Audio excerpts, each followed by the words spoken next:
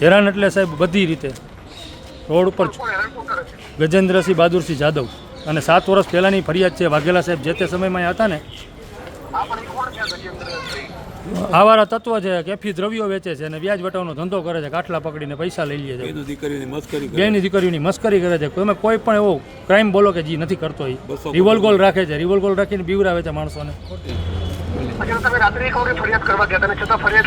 ફરિયાદમાં અમારી અરજી લીધી ખાલી એ ડિવિઝને, અહીંયાથી અમને 1/2 કલાક બેહાડી અને અમને જવા દીધા છે. અત્યારે અમે આવ્યાથી 11:15 વાગ્યાના. હવે સાહેબને કદાચ મળવાનો મોકો મળે એવું છે. સાહેબે કંઈક પોતાના પર્સનલ કામથી એંગેજ હતા. હવે ખબર પડે, હજી બેઠા છીએ. રાતના 1 વાગ્યાથી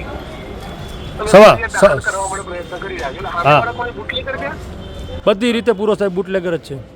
કોઈ વસ્તુ અત્યારે અમે 60 જણા, જેમાં 200 ને 300 રૂપિયાની હાજરી દઈ અને પોતાનું ઘર લાવતા હોય ને એવા માણસો સવારના 10 વાગ્યાના અમારા વેરા હે 11:15 વાગ્યાના અમે બેઠા કમિશનર ઓફિસે.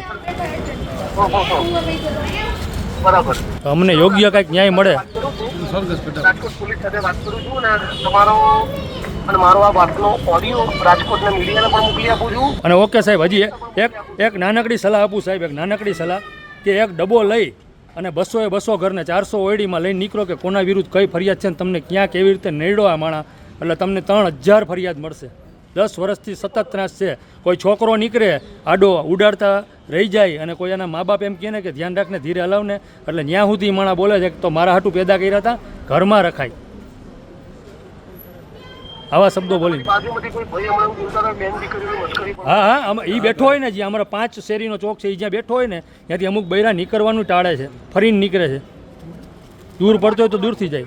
હા, ગેર શબ્દો બોલે, આડા હવરા શબ્દો બોલે.